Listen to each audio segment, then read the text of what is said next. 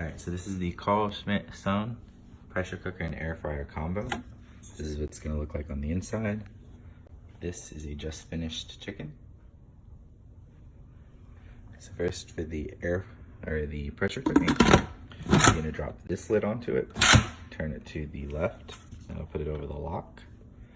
You're going to want to make sure that the sealing one is highlighted as opposed to venting.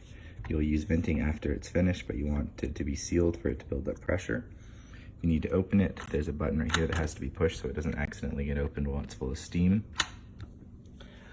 On the front, you're hitting the power button. If you select this pressure cook, it'll set it to high.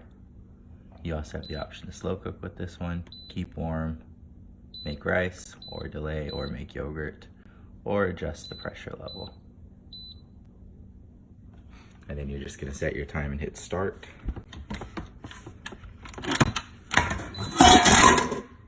When you're getting ready to air fry, you put this other lid on it. This lid doesn't lock. It has connectors right here on the side connecting to this block, so it knows when it's got the air fryer lid on. And you can see that it doesn't give you any options except for the time and temperature. And you can select the type of food to get a preset value out of it.